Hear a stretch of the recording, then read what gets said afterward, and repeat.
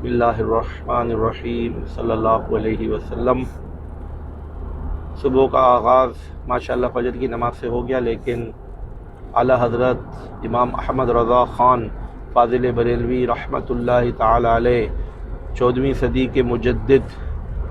جن کو ہر علوم پر کافی علوم پر جو ہے عبور حاصل تھا، اور آپ نے جس بھی موضوع پر قلم اٹھایا تو خود کہتے ہیں ملک سخن کی شاہی تم کو رضا مسلم، جس سمت آ گئے ہو سکے بٹھا دیے ہیں۔ اعلیٰ حضرت رحمۃ اللہ علیہ کی تو کیا شان ہے، اور آپ نے سرکار صلی اللہ علیہ وسلم کی شان کو جو بیان فرمایا ہے، لوگ قیامت تک بیان کرتے رہیں گے اور کرتے ہیں، اور یہ تو ہونا ہے، لیکن جو اعلیٰ حضرت نے بیان فرمایا ہے وہ بہت گہرائی والی بات ہے۔ یہ صرف وہی لوگ سمجھ سکتے ہیں کہ جن کی دل کی آنکھیں کھلی ہوئی ہوں۔ آپ فرماتے ہیں سرور کہوں کہ مالک و مولا کہوں تجھے، سرور کہوں کہ مالک و مولا کہوں تجھے، باغ خلیل کا گل زیبا کہوں تجھے، باغ خلیل کا گل زیبا کہوں تجھے۔ پھر اس کے بعد کافی اشعار ہیں،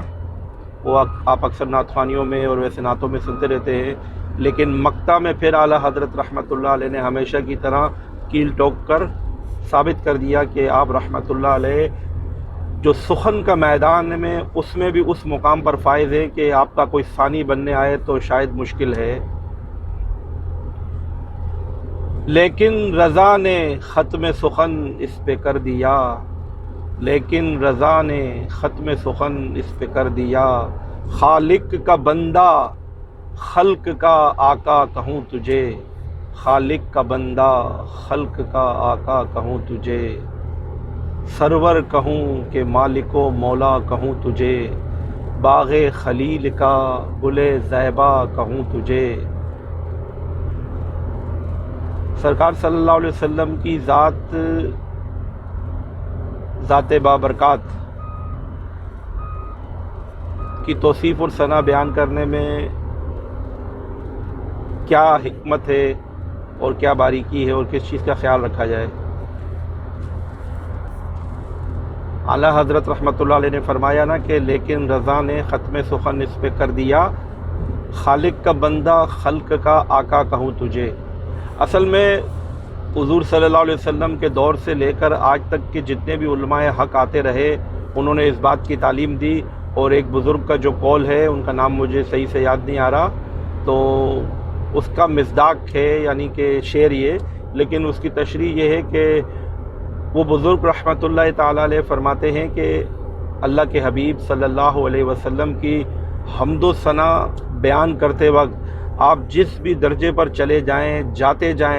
جائیں، ساری منزلیں طے کر دیں، ساری دنیا کی سیاہیاں ختم کر دیں، سارے قلم ٹوٹ جائیں، ساری زبانیں تھک جائیں، لیکن سرکار صلی اللہ علیہ وسلم کا وصف جو آپ بیان کریں گے تو اس میں آپ نے صرف ایک بات کا خیال رکھنا ہے، اور اس کے دو اصول ہیں، وہ یہ ہے کہ سرکار صلی اللہ علیہ وسلم کو خدا نہ کہنا،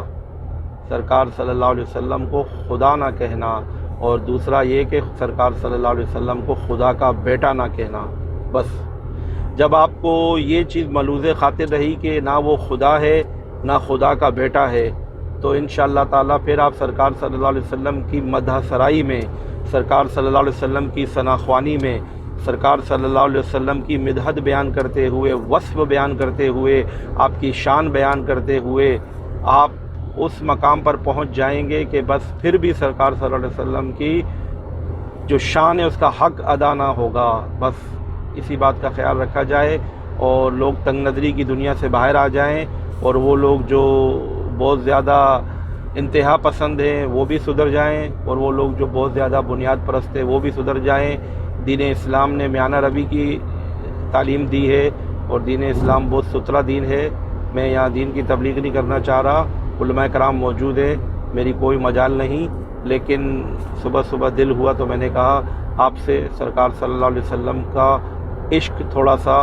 اعلیٰ حضرت رحمۃ اللہ علیہ کی زبانی اور میری زبان سے ان کی ترجمانی میں بیان کر دیا جائے۔ صلو علی الحبیب، پیارے نبی پر ہر پل لاکھوں درود و سلام۔